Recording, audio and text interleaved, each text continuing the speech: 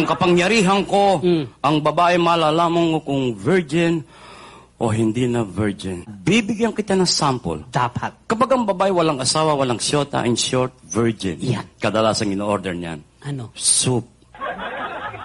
Soup. Kita mo, saradong-sarado.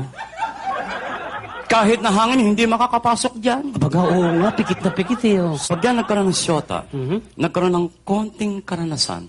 May konting karanasan. Yan. Ang in-order niyan, Ano? juice.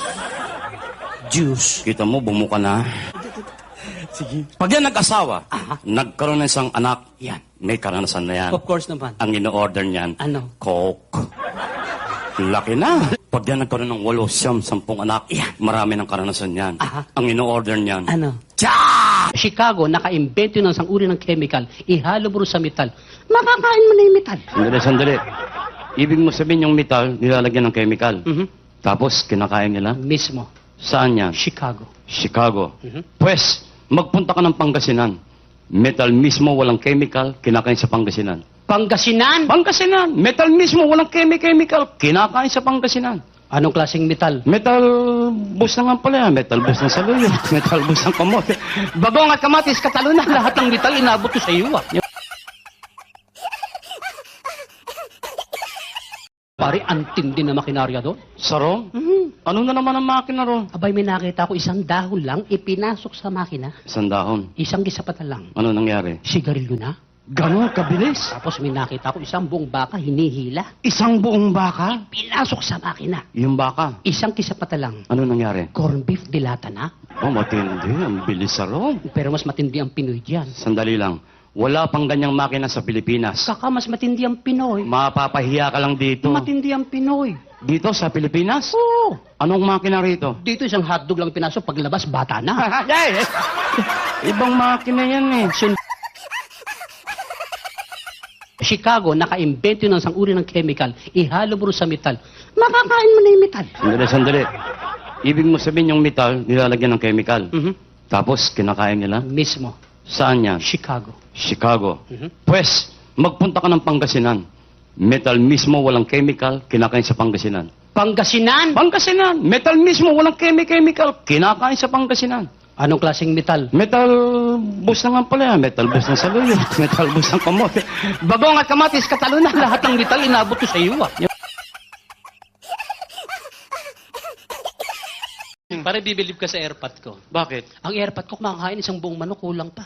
Isang buong manok lang pinagmamalaki mo rito? Bakit? Airpot ko, isang buong litsong baka kinakain. Yun naman ang kalokohan. Alahi kami ng matatakaw eh. Pero wala pa rin sa airpot ko. Mas matindi pa ron? Yes. Bakit na naman? Airpot ko, kumakain ng ilaw eh. Ayan ang kalko. Yan ang totoo. Hindi kinakain ng ilaw. Ibahin mo, airpot ko, kumakain ng ilaw. Ang airpot mo, kumakain ng ilaw? Oh. Paano nangyari yun? O isang gabi, narinig ko, sinabihin nanay ko, Ling, patayin mo ng ilaw at kakainin ko na yan. Hoy! Ibang ilaw yun! Di ba ba yun? Kala ko pre-pre walang ilaw. Mukhang marami kumakain ng ilaw dito ah. Sign language. Wala namang sign language ah. Tignan mo yung gagawin ko. Paano?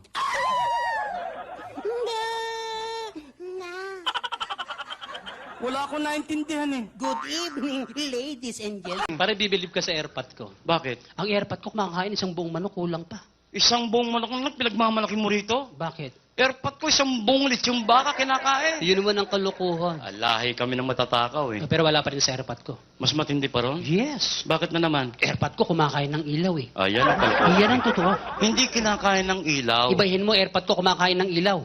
Ang airpot mo, kumakain ng ilaw? Oh. Paano nangyari yun? O isang gabi, narinig ko, sinabihin nanay ko, Ling, patayin mo ng ilaw at kakainin ko na yan. Hoy!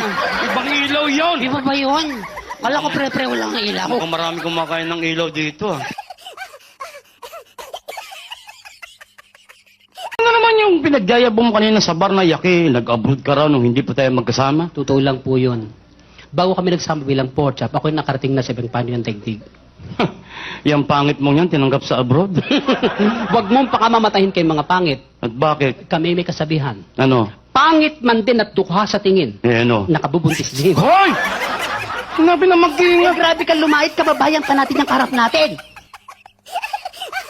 Ano na naman ang fashion sa Paris? Kung anong kulay ng buhok mo, siya rin ang kulay ng damit mo. Sabi naman, kalokohan na naman. Nakita ko itiniterno. Ibig mo sabihin, pinapalis yung kulay ng buhok sa damit? Oh, Halimbawa yan, itim ang buhok. itim ang damit. Pareho. Yes. Eh kung pula buhok, Pula rin ang damit. eh kung dilawang buhok, Dilaw din ang damit. paano kung walang buhok? Wala ring damit. Burlis na yan. Itiniterno nga eh. Fashion show. Ano naman yung pinagyayabong mo kanina sa bar na yaki, nag-abroad ka raw nung hindi pa tayo magkasama? Totoo lang po yun. Bago kami nagsama bilang pork chop, ako'y nakarating na sa ibang paano yung daigdig. Yang pangit mong yan, tinanggap sa abroad. Huwag mong pakamamatahin kay mga pangit. At bakit? Kami may kasabihan. Ano? Pangit man din at dukha sa tingin. Eh ano? Nakabubuntis din. Hoy! Sinabi na Eh, mag-iingat. grabe ka lumait, kababayan pa natin ang karap natin. Paano ka napunta ng Metro Manila? Actually, Sir Will, 16 kami magkapatid. Nangarap kaming makarating na Maynila. 16 kayo, magkakamukha ba kayo? Ako lang po may itsura.